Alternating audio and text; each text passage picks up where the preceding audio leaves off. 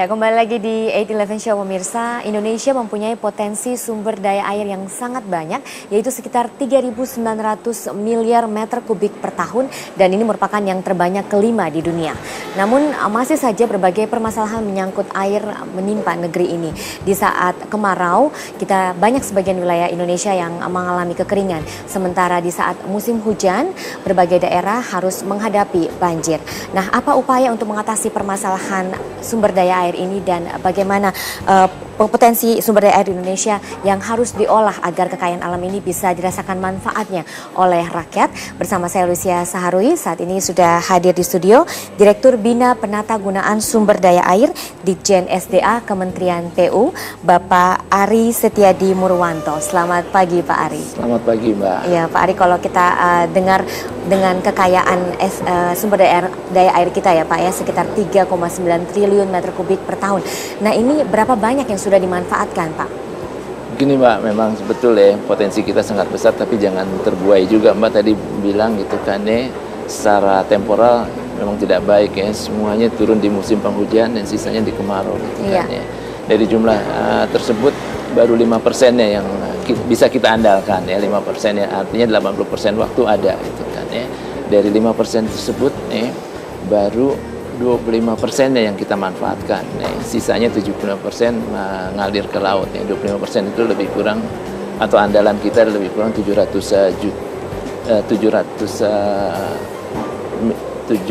miliar meter kubik. Ya. Ini permasalahannya kenapa Pak hanya bisa dimanfaatkan 5%? Karena tampungan kita nggak banyak ya. Jadi kalau kita punya kelebihan di musim penghujan, kekurangan di musim kemarau, harusnya kan kita memiliki tampungan yang besar. Betul. Nah, sayangnya tampungan kita masih relatif kecil Mbak. Kita baru punya ya, yang man-made baru 15 miliar meter kubik Mbak yang kita miliki, dan itu jumlahnya kecil sekali kalau dibandingkan dengan jumlah penduduk Indonesia ini Mbak.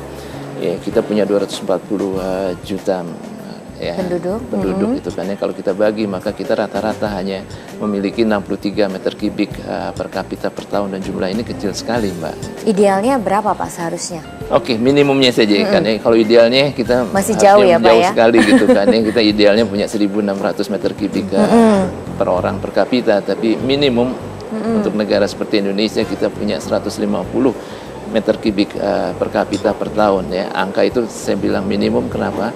Karena hanya cukup untuk memenuhi kebutuhan hidup manusia ya, 60 liter per orang per hari.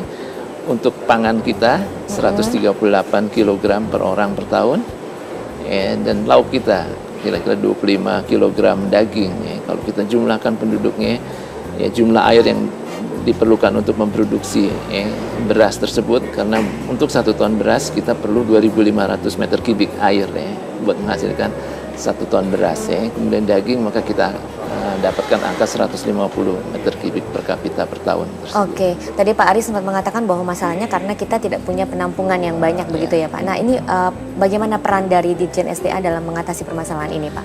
Betul sekali, jadi kami mendapatkan tugas gitu kan, membuat bangun bendungan yang cukup banyak ya.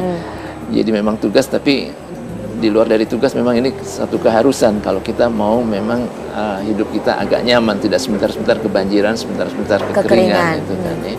Jadi sampai 5 tahun ke depan kita diharuskan untuk menyelesaikan selesai ada 29 waduk ya, kita cicil ya. Mulai tahun depan kita akan cicil 5 bendungan baru akan kita mulai dibangun ya, untuk meningkatkan yang dalam 5 tahun ke depan yang tadinya hanya 15 miliar meter kubik bisa menjadi 17 miliar meter kubik tampungan kita ya.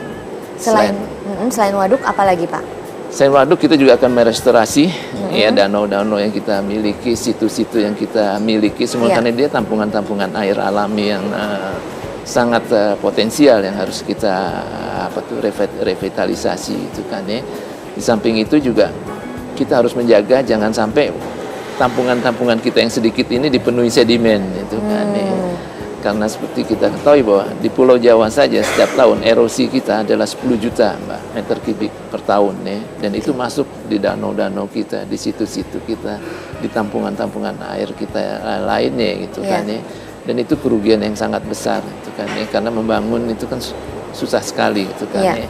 Dalam artian kalau kita berbicara dengan angka, semuanya setuju bahwa kita perlu tampungan ya, tapi ketika akan diterapkan di lapangan, pro dan kontranya sama banyak besarnya, karena terkait dengan masalah sosial dan terkait juga dengan masalah lingkungan ya. Jadi sayang kalau yang sudah kita miliki kita sia-siakan dengan diisi dengan sedimen.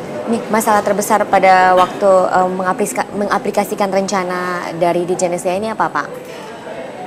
Yang pertama pastinya masalah lahan ya Mbak, yang saya katakan pembebasan itu kan lahan, ya, pembebasan lahan ya. Ini harus kita punya strategi itu, kiat-kiat khusus untuk menyampaikan hal tersebut, karena ini kan tidak hanya milik Kementerian Pekerjaan Umum dan Perumahan Rakyat, tapi ini adalah untuk Indonesia secara keseluruhan, jadi kita harus melihat di sana.